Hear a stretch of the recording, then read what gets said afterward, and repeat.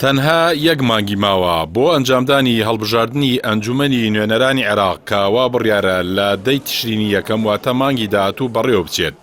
شێوازی هەڵبژاردننی ئەم جارە جیاوازە لە هەڵبژاردنەکانی پێشوو کە بۆ یەکەم جارە بە شێوەی فرەبازنەی بەڕێوە دەچێت.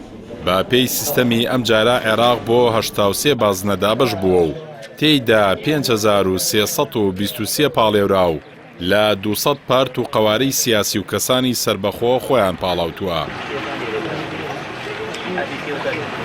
ترس لە ساختەکاری و گزی یەکێکە لەو مەترسیانەی هەموو جارێک ئەگەری دووبارەبوونەوەی هەیە.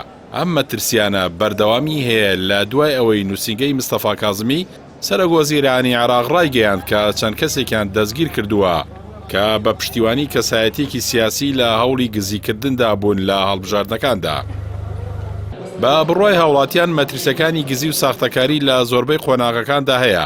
ئەگەر بێتەوە حکومەت و کۆمیسیۆن بە کاری خۆیان هەڵنەستن و هاوڵاتیانیش نەچنە سەر سندوقەکانی دەنگدان.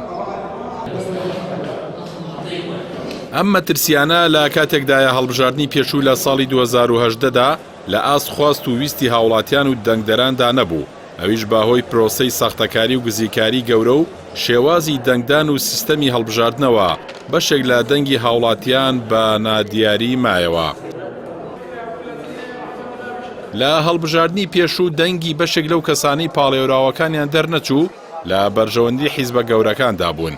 بەڵام دەنگدانی ئێستا شێوازی جیایە هەر کەسە و دەنگەکەی دەچێت بۆ ئەو کەسەی کە خۆی دەیەوێت ببێتە ئەندامی ئەنجومەنی نوێنەرانی عێراق، واتە دەنگی هیچ پاڵێوراوێک بۆ هیچ پاڵێوراوێکی دیکە ناچێت. با بڕوای چاودێران و شارەزانی هەڵبژاردنەکان مەترسی گزی و ساختەکاری لە هەڵبژاردنەکان بۆ هەموو هەڵبژاردنەکان ئەگەرێکی کراوەیە. لەسەر کۆمیسیۆنی هەڵبژاردنەکان هەوڵی بەڕێوەچوونی هەڵبژاردنێکی شەفاف بەڕێوە ببات بۆ ئەوەی زۆرترین هاوڵاتیان بەشداری بکەن. بڕیارە ڕۆژی 10 تشرینی یەکەم واتە مانگی داهاتوو بە بەشداری 5323 پاڵێوراو هەڵبژاردن بەڕێوە بچێت.